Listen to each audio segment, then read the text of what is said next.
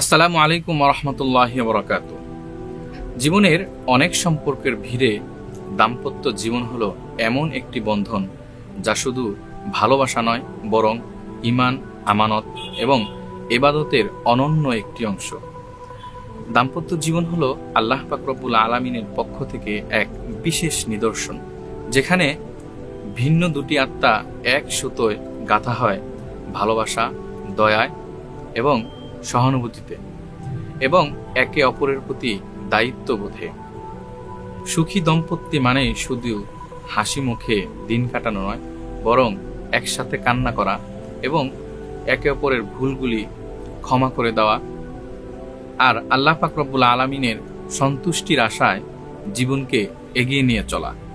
তাই জান্নাতের এই পথে হাতে হাত রেখে কিভাবে আমাদের জীবনকে সুখময় করতে পারি এবং দাম্পত্য জীবনের এই সফরকে কিভাবে মজবুত করতে পারি এবং আরও বরকতময় করতে পারি, সেই বিষয়ে আমাদের কিছু করণীয় এবং কিছু বর্জনীয় কাজ আছে। আমরা সেই বিষয় নিয়েই আলোচনা করব ইনশাল্লাহ।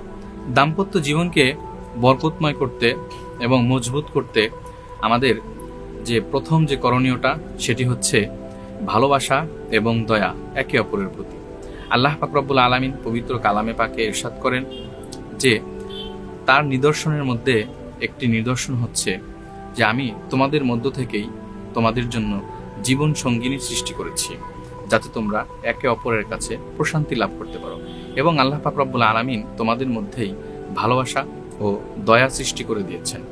তাই সবসময় আমাদেরকে খেয়াল রাখতে হবে স্বামী এবং স্ত্রী উভয়ের মাঝে ভালোবাসায়, মমতায় যেন মরানো হয় এবং দয়া যেন হয় স্নিগ্ধ। আমরা এই বিষয়টা অবশ্যই লক্ষ্য রাখবো ইনশাল্লাহ। দাম্পত্য জীবনকে আরও বরকতময় করতে যে বিষয়গুলি আমাদের খেয়াল রাখা উচিত, সেটি হচ্ছে সৎ ব্যবহার এবং কোমল ভাষা। নবীজি সাল্লাল্লাহু আলাইহি ওয়াসাল্লাম ইরশাদ করেন, তোমাদের মধ্যে সেই ব্যক্তি উত্তম যেই ব্যক্তি তার স্ত্রীর সাথে উত্তম আচরণ করেন। তাই গালি নয়, বরং গাল ভরা ভালোবাসা দিয়ে জীবনকে বরকতময় করুন। ক্ষমা এবং সহনশীলতার দিকটি আমাদের লক্ষ্য রাখা উচিত। কোনো ভুল হলে দয়া করে ধরিয়ে দেওয়া কোনো অবজ্ঞা নয়।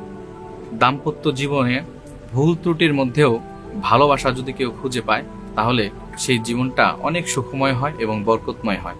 তাই আমাদের উচিত একে অপরের মধ্যে যদি কোনো ভুল বোঝাবুঝি হয়, তাহলে সেটি নিজেদের মধ্যে সমঝোতা করে একে অপরকে ক্ষমা করে দিয়ে সামনের পথ এগিয়ে চলা। পরস্পর অধিকার রক্ষার ক্ষেত্রে লক্ষ্য রাখা। স্বামীর যেমন স্ত্রীর দায়িত্ব রয়েছে, তেমনি স্ত্রীরও স্বামীর প্রতি দায়িত্ব রয়েছে। কোরআনে বলা হয়েছে তাদের অর্থাৎ নারীদের যেমন অধিকার রয়েছে, তেমনি স্বামীদেরও তাদের উপর কর্তব্য রয়েছে। এবং একসাথে ইবাদত করা, নামাজ পড়া, কোরআন তেলাওয়াত করা, একসাথে দোয়া করা, এই কাজগুলি করলে আল্লাহ পাক রব্বুল আলামিন ওই দাম্পত্য জীবন সুখময় হয়, বরকতময় হয় এবং আল্লাহ পাক রব্বুল আলামিনের পক্ষ থেকে সাহায্য আসে। তাই আমাদের এই বিষয়গুলি অবশ্যই লক্ষ্য রাখা উচিত। আমরা আল্লাহ পাক রব্বুল আলামিন আমাদেরকে এই বিষয়গুলি লক্ষ্য রাখার তৌফিক দান করুন।